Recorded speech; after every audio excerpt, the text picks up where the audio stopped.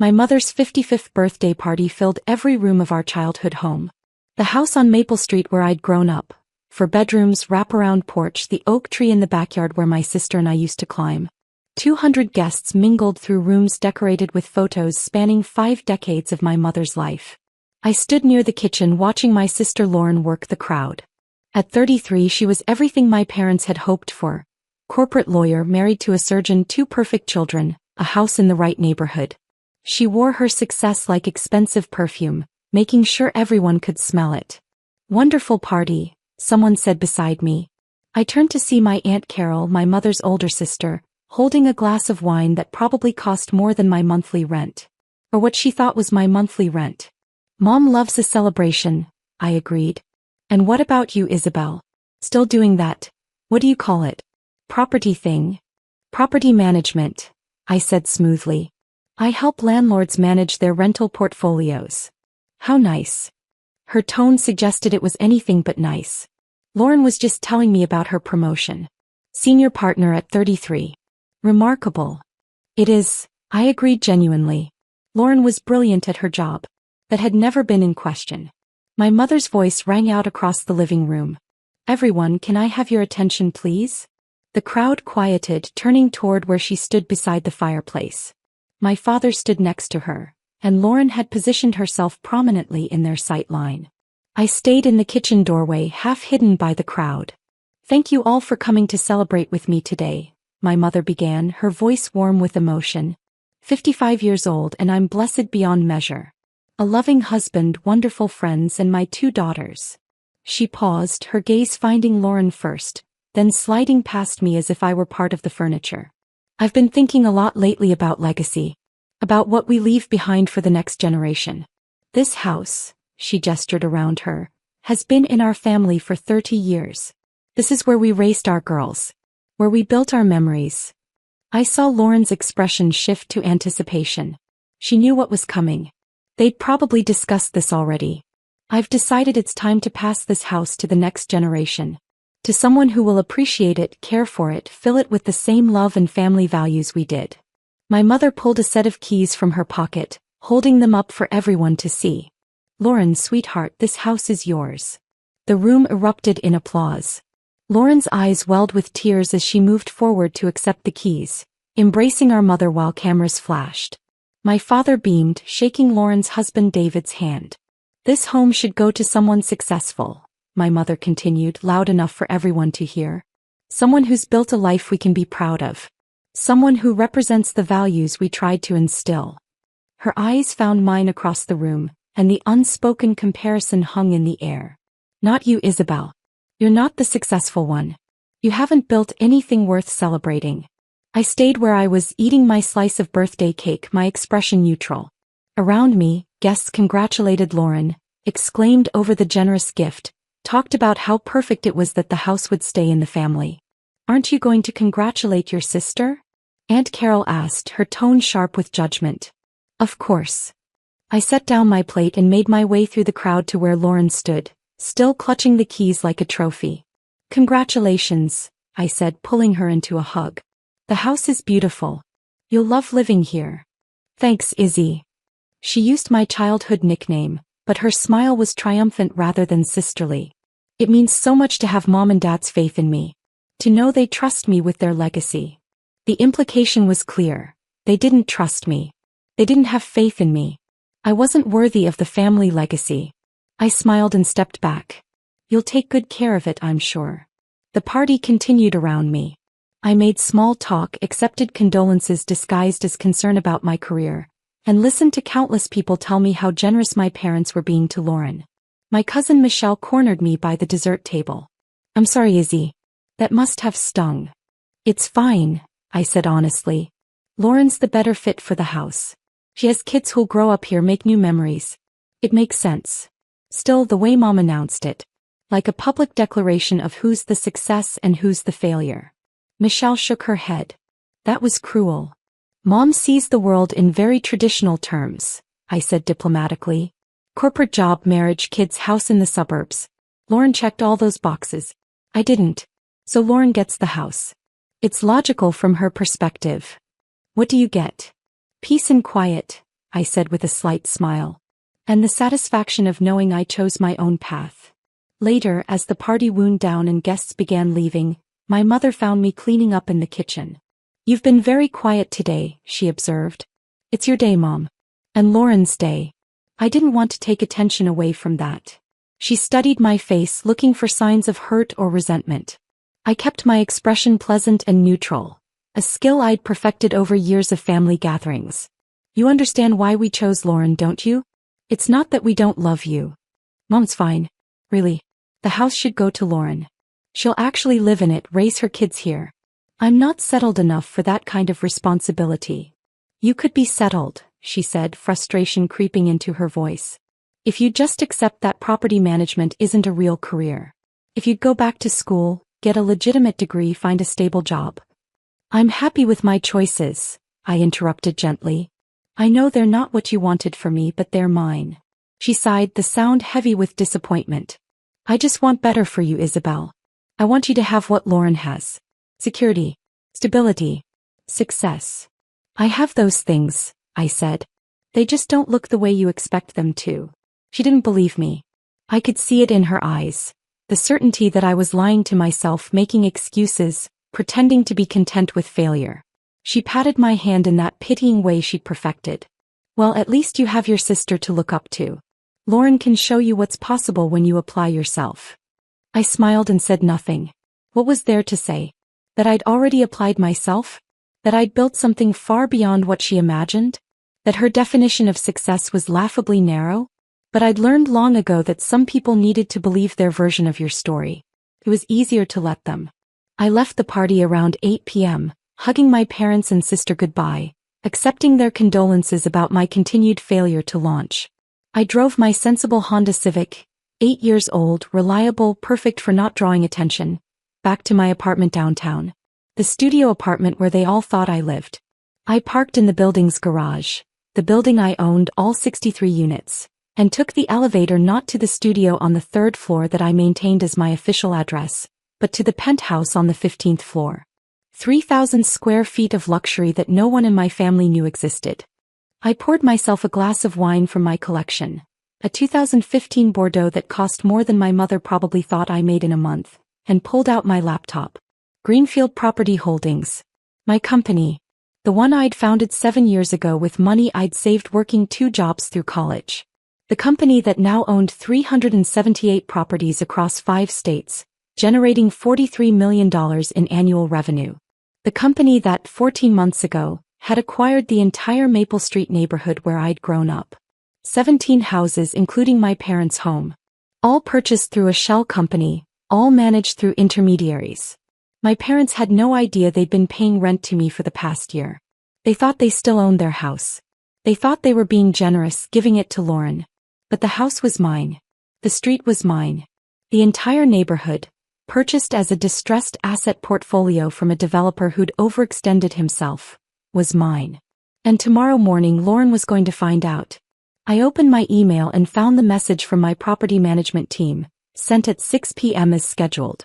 Dear Ms. Lauren Mitchell, this letter serves as official notification that the property located at 847 Maple Street is owned by Greenfield Property Holdings, LLC. Your parents, Thomas and Margaret Harper, have been tenants under a lease agreement since June 2023. As per the terms of that lease, the property cannot be transferred or gifted without written consent from Greenfield Property Holdings. The keys you received today do not constitute legal ownership or right of occupancy. Please contact our office at your earliest convenience to discuss your options regarding this property. Sincerely, Greenfield Property Holdings Legal Department. The email had been sent to Lauren, copied to my parents, and would hit their inboxes at 8 a.m. tomorrow morning. Right about the time Lauren would be planning where to put her furniture, imagining her kids running through my old backyard. My phone sat silent on the counter. I knew what was coming. I poured another glass of wine and waited. At 8:17 a.m. my phone exploded. Lauren called first, her voice shrill with panic. "Izzy. Oh my God, you have to see this email I got. Some company is claiming they own Mom and Dad's house. It's insane. It has to be a scam. Can you believe?" "It's not a scam," I said calmly. "Greenfield Property Holdings does own the house. Silence. Then, what? The house on Maple Street. All the houses on Maple Street, actually. Greenfield bought the whole neighborhood portfolio last year from Davidson Development. Mom and Dad have been renting since June 2023. That's impossible. Mom and Dad own that house. They've owned it for 30 years. They owned it for 29 years, I corrected. Then they defaulted on their mortgage during Dad's unemployment period. Remember when Dad lost his job at the accounting firm? They were underwater facing foreclosure. Davidson Development bought the house at auction, along with 16 other properties in the neighborhood. Then last year I bought the entire portfolio from Davidson. You. Lauren's voice cracked. You bought our childhood home? I bought a distressed asset portfolio that included our childhood home, yes. How? How could you possibly afford? Izzy, do you know what houses in that neighborhood are worth? Approximately $4.2 million for the entire portfolio, I said. I paid $3.8 million, which was below market but fair given the distressed circumstances. More silence. I could practically hear her brain trying to process this information. You don't have $3.8 million, she said finally. You manage rental properties. You live in a studio apartment. You drive a car from 2016. I own rental properties, I corrected gently. 378 properties to be exact. Total portfolio value approximately $87 million. Annual revenue $43 million. I founded Greenfield Property Holdings 7 years ago. The silence that followed was so complete I checked to make sure the call hadn't dropped. Lauren, you still there? This is a joke, she whispered. Some kind of elaborate prank. It's not a prank. Check the property records. They're public. 847 Maple Street is owned by Greenfield Property Holdings, LLC. I'm the sole owner and CEO of Greenfield Property Holdings. But you work in property management.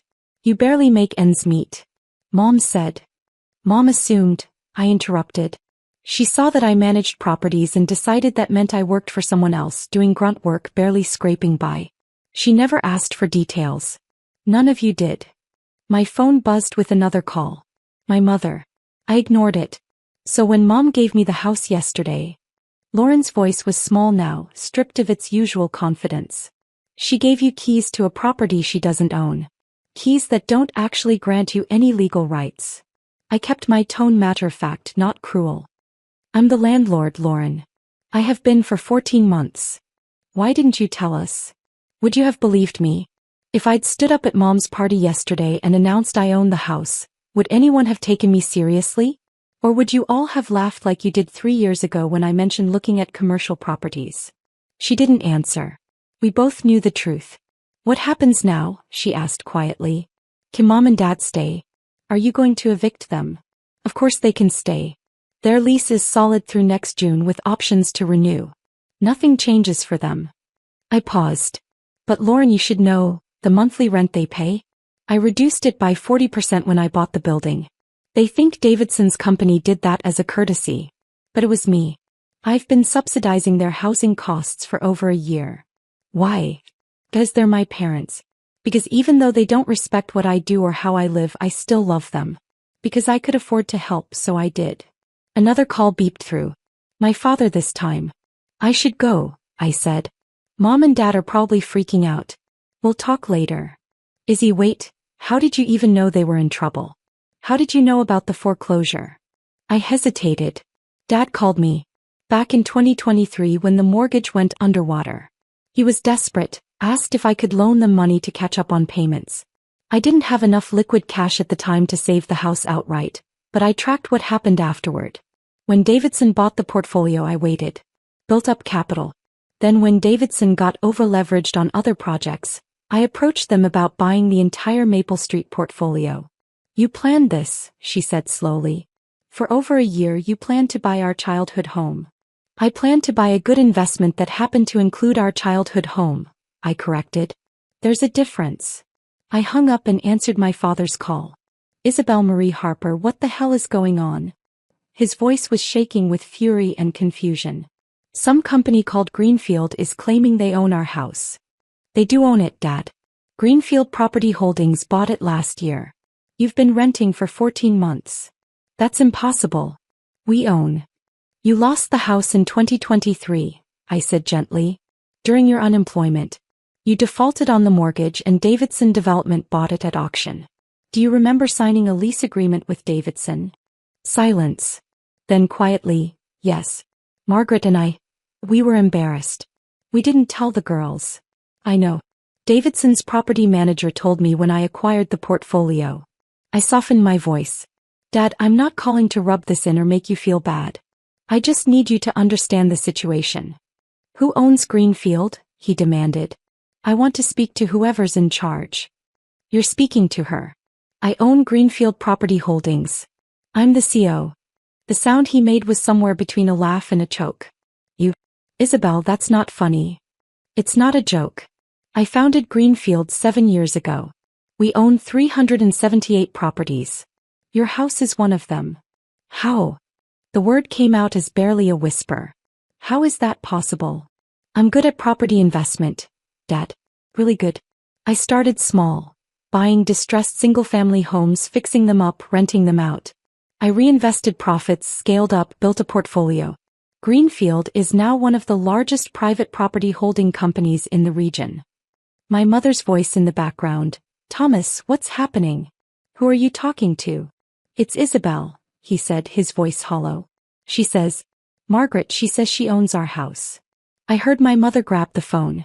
Isabel, I don't know what kind of game you're playing. It's not a game, Mom. I own Greenfield Property Holdings. Greenfield owns your house. This is just business. Business? You barely have a job. You live in a studio apartment and drive a car that's falling apart. I own the building where I have a studio apartment, I corrected. All 63 units. And my car is 8 years old because it's reliable and fuel efficient. I also own a BMW and a Tesla, but I don't feel the need to prove anything by driving them. This is insane, my mother said. If you own all these properties, why do you live like you're poor? I don't live like I'm poor. I live modestly. There's a difference. I took a breath. Mom, I need you to understand something. For 7 years I've been building a company. A real, legitimate, successful company. And for 7 years, you've all assumed I was failing because my success didn't look the way you expected it to. You thought I was a disappointment. You made that clear yesterday when you gave Lauren the house, because she's successful. But Mom, I've been subsidizing your rent for over a year. That 40% discount you think Davidson's company gave you? That was me. I've been helping you without you ever knowing. Why? She whispered. Why would you help us when we've been so awful to you? Because you're my mother. Because underneath all the disappointment and judgment, I know you love me. You just don't understand me. I paused. And because I could afford to help. When I saw Dad's situation in 2023, I couldn't save the house then, but I knew if I waited, if I built up enough capital, I could buy it back eventually. Give you stability even if you never knew it came from me. You've been protecting us, she said, her voice breaking. All this time we've been treating you like a failure and you've been protecting us. Yes, I said simply. Oh God, Isabel. What have we done? I heard her crying now, deep sobs of realization and regret. My father took the phone back. What happens now? He asked quietly. With the house. With Lauren. Nothing changes for you. Your lease continues. You keep living there. I keep subsidizing your rent. I paused.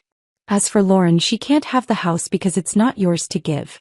But we can discuss her options if she really wants to live there. Options. She could rent it from me when your lease expires. Or I could sell it to her at market value. Or she could find something else. Kept my tone businesslike. But Dad, she needs to understand, that house is mine. It's been mine for 14 months. Yesterday's ceremony was theater, not a legal transfer. How did we not know? He asked, and there was genuine bewilderment in his voice. How did you build an $87 million company without us noticing? You weren't looking, I said. Every time I tried to talk about my work, someone changed the subject or made a dismissive comment. Remember when I mentioned I was closing on a large acquisition? Aunt Carol said something about not getting my hopes up and everyone laughed. That acquisition was a 22-unit apartment complex that's now worth $3.4 million. We failed you, he said quietly. You misunderstood me, I corrected.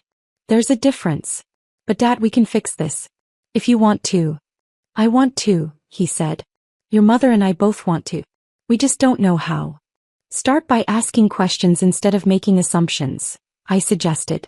Start by accepting that my version of success might not look like yours, but it's still valid.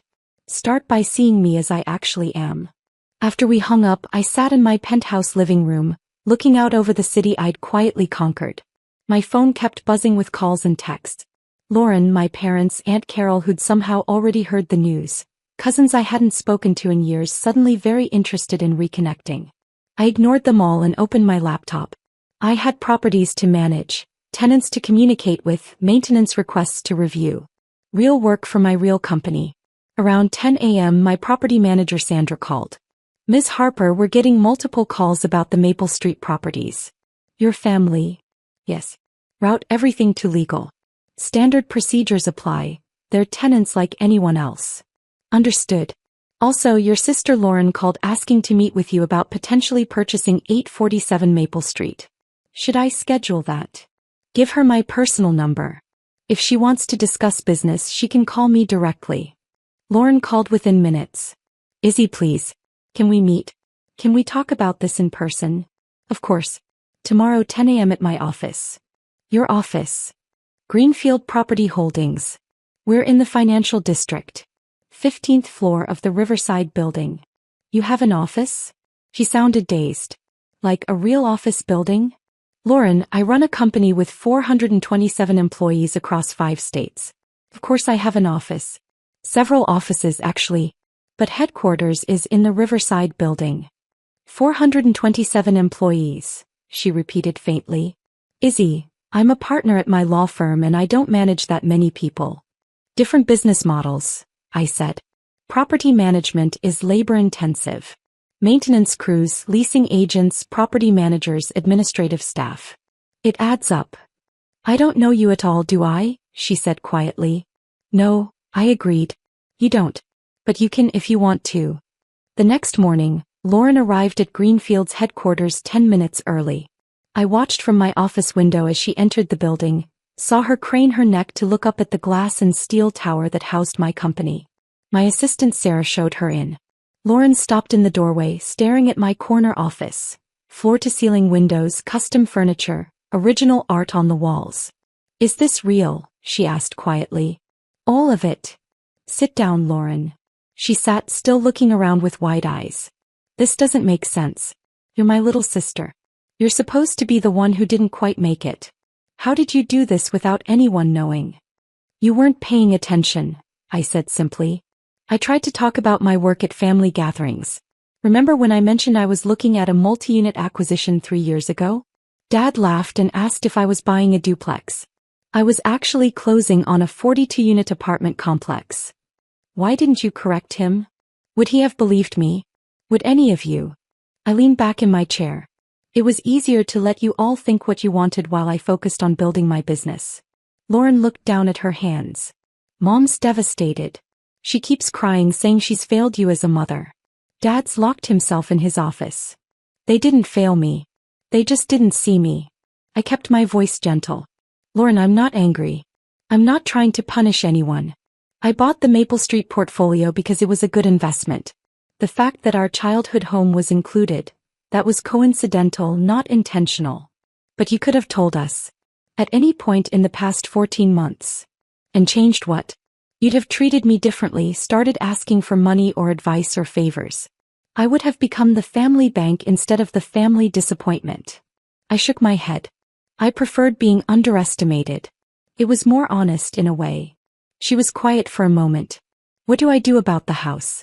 I already told the kids they'd be moving to Grandma and Grandpa's old house. They're so excited. You have several options. I pulled up a file on my computer. First, you could wait until Mom and Dad's lease expires next June and take over the lease yourself. Rent would be market rate, $4,500 a month for a house that size. She winced. That's a lot. It's below market for that neighborhood, actually. Second option, I could sell you the house. Current appraised value is $640,000. I'd sell it to you for $590,000 as a family courtesy. I don't have that kind of money saved. Then third option, find a different house. Lauren, I'm not trying to be difficult, but this is a business asset. I can't just give it to you because Mom had a ceremonial key passing moment. She nodded slowly. I understand. I don't like it, but I understand. Good. Now, is there anything else we need to discuss? She stood, then paused. Can I ask you something? Why did you really buy the Maple Street portfolio? Was it just investment, or did part of you want to own the house where we grew up? I thought about that question. Honestly, a bit of both. It was a solid investment, below market purchase, good neighborhood, strong rental potential. But yes, there was something satisfying about owning a piece of my childhood.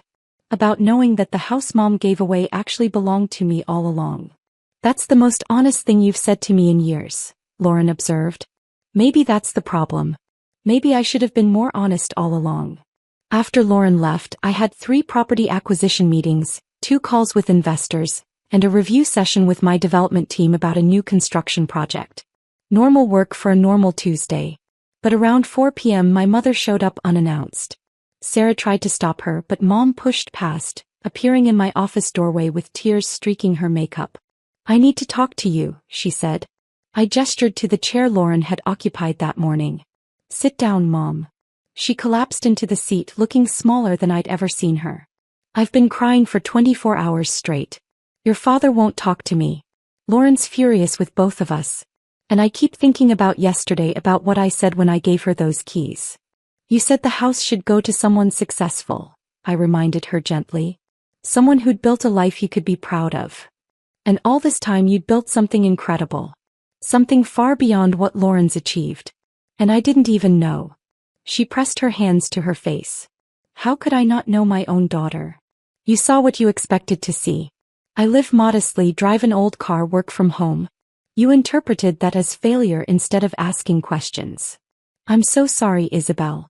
For yesterday, for the past 7 years, for every time I made you feel like you weren't enough. I came around the desk and sat in the chair beside her. Mom, I need you to understand something. I'm not angry. I'm disappointed that you couldn't see me, but I'm not angry. I built this company with or without your approval because I believed in what I was doing. You shouldn't have had to do it without my support, she said. I'm your mother. I should have been cheering for you, celebrating with you. You can start now, I offered. If you want. She looked up, hope flickering in her eyes. Can we start over? We can try. But Mom, no more assumptions. No more comparing me to Lauren or anyone else. No more deciding what my success should look like. I took her hand. I need you to see me as I actually am, not as who you think I should be. I want that, she said. I want to know you. The real you. Tell me about your company. Tell me how you did all this. So I did. For 2 hours I walked her through Greenfield Property Holdings. How I'd started with one distressed property, how I'd reinvested profits, how I'd scaled up to a multi-million-dollar portfolio. She asked questions, really listened, took notes like she was studying for a test. You're extraordinary, she said finally. And I completely missed it. You weren't alone. The whole family missed it. That's partly my fault. I didn't make it easy to see. Why not? Why hide something so remarkable?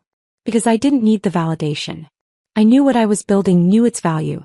Your approval, anyone's approval, wouldn't have made it more real or more successful. I squeezed her hand. But Mom, I won't lie and say it didn't hurt. It did hurt, being treated like a disappointment when I was actually succeeding beyond any expectations. I'll never forgive myself for that, she whispered. Don't say never. Just do better going forward. Over the next week things slowly shifted.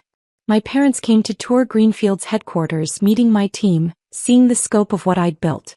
Lauren and I had dinner, awkward but honest, where she admitted she'd always felt competitive with me, always needed to be the successful sister.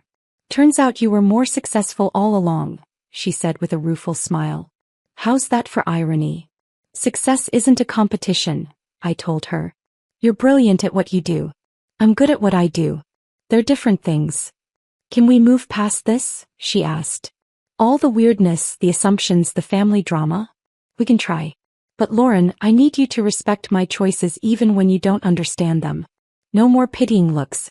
No more concern about my situation. Deal, she said. And Izzy? I'm sorry. For all of it. 2 weeks after Mom's birthday party, we had a do-over celebration. Just family at my penthouse instead of the Maple Street house. I cooked dinner, something I'd learned to do well during my years of living frugally, and we sat around my dining table like we hadn't in years. My parents arrived early and I gave them the full tour of my penthouse. My mother cried when she saw my office space, touching the expensive furniture and looking at the wall of awards and recognitions I'd received over the years. Industry Leader of the Year, she read aloud. Regional Business Excellence Award. Top 40 under 40. He turned to me, tears streaming. All these accomplishments and we never knew. We never celebrated with you. It's okay, Mom, I said, though it wasn't really. Not yet. But it would be. It's not okay, my father said firmly. We failed you, Isabel. We were so caught up in our idea of what success should look like that we completely missed your actual success. Lauren and David arrived next with their kids. My niece and nephew, who I rarely saw because family gatherings had become too uncomfortable. The kids ran through my penthouse with wide eyes, exclaiming over the city view and the terrace garden. Aunt Izzy, you live here? My nephew Max asked, pressing his face against the floor-to-ceiling windows. This is like a castle in the sky. It's pretty cool, isn't it? I agreed. Mom said you're really rich, he said with the blunt honesty of a 7-year-old. She said you own like 1 billion houses. Not quite 1 billion, I said with a smile. But a lot. 378 actually. Whoa, he breathed. That's so many houses. Lauren appeared behind him, looking embarrassed. Max, we talked about not leading with questions about money. It's fine, I assured her. Kids are honest. It's refreshing. We gathered around the dining table, expensive custom piece that seated 12, and I served the meal I'd prepared. Nothing fancy despite my wealth. Just good food carefully made. To Isabel, my father said, raising his glass. Who built something remarkable while we weren't paying attention. We're proud of you, sweetheart. Profoundly proud. Better late than never, I said, meeting his eyes. But Dad, I need you to understand, I don't need your pride now. I needed your support 7 years ago when I was starting out. When I was scared and uncertain and working 18-hour days. That's when your belief would have meant something. He flinched but nodded. You're right. We can't go back and fix that. But we can do better going forward. That's what I'm hoping for, I said. My mother reached across the table for my hand. I gave away a house I didn't own because I wanted to reward success I didn't recognize I already had. That's going to haunt me for a long time. Let it go, Mom. We're starting fresh, remember. How do you do that? She asked. How do you just forgive us after years of being dismissed? I thought about that question. I forgave you before you even apologized. Not because you deserved forgiveness, but because holding on to resentment was exhausting. I built my company, lived my life, and let go of needing your validation. The forgiveness was for me, not for you. That's very mature, Lauren said quietly. More mature than I would have been. You're assuming maturity, I said with a slight smile. Maybe it was just self-preservation. I couldn't build what I was building while also being angry at all of you. So I chose building. Lauren cleared her throat. Actually, I have an announcement. David and I talked and we've decided to make an offer on a different house. One that's actually available for purchase. It's in the same school district, great neighborhood, and we can afford it without stretching ourselves too thin. Good decision, I said, meaning it. But, she continued, we'd like to hire Greenfield to manage our rental properties. David's parents left him 3 houses when they passed, and we've been struggling to manage them ourselves. The tenants, the maintenance, the accounting, it's overwhelming. I raised an eyebrow. You want to hire me? You're the best in the business apparently. Why wouldn't we? She smiled, and for the first time in years it felt genuine. Besides, I'd rather pay family for excellent service than strangers for mediocre work. I'll have my team send over our standard property management contract, I said. Same rates and terms as any other client. No family discount. I wouldn't expect one, Lauren said. This is business, right? You keep telling us there's a difference between business and family. There is, I confirmed. And I intend to keep those lines clear. After dinner, while the kids played on the terrace under David's supervision, my parents, Lauren, and I sat in my living room.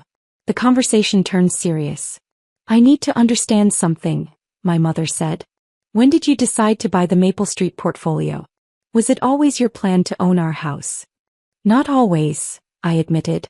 But when Dad called me in 2023, desperate for money to save the house, something shifted. I couldn't help then. I had the portfolio but not enough liquid capital. When I learned Davidson had bought it, I started planning. Built up reserves, waited for the right moment, and when Davidson overextended on other projects, I made my move. So you did plan it, Lauren said. Specifically. Yes and no, I said. I planned to acquire a good investment. The fact that it was our childhood home made it personal but not irrational. The numbers made sense. The portfolio was solid. That it happened to include 847 Maple Street was meaningful but not the only reason. What was the other reason? My father asked quietly. I wanted to protect you, I admitted. You'd lost the house once. I didn't want you to face eviction or displacement at some point when Davidson decided to sell or redevelop. So I bought the whole portfolio, secured your lease, and reduced your rent. I took care of you without you knowing. My mother was crying again. We don't deserve that kindness. Not after how we treated you. Probably not, I agreed. But I did it anyway. Because you're my parents and despite everything I love you. We love you too, my father said, his voice rough with emotion. We just didn't show it very well. No, I said. You didn't. We sat in silence for a moment, the weight of years of misunderstanding heavy in the room. Can I ask you something? Lauren said. Why property management? Why not something more visible? More prestigious? Because I'm good at it, I said simply. I understand real estate, market trends, property values. I can look at a distressed property and see its potential. I can analyze neighborhood demographics and predict growth patterns. It's not glamorous, but it's what I'm good at. And you built an $87 million portfolio doing it, she said, shaking her head in wonder. Started with one property. A foreclosure in a declining neighborhood. I bought it for $83,000, put in $20,000 of renovation work, and rented it out for $1,200 a month. Positive cash flow from day one. I smiled at the memory. That first property taught me everything.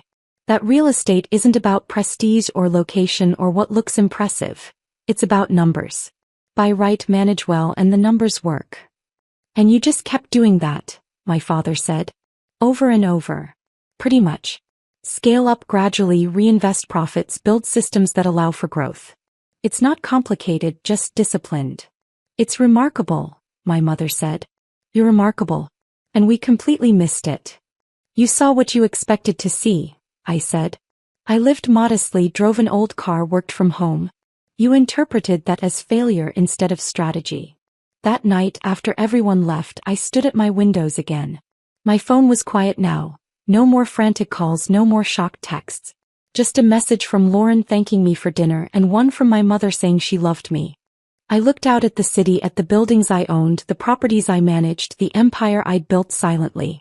378 properties. 87 million in assets. 43 million in annual revenue.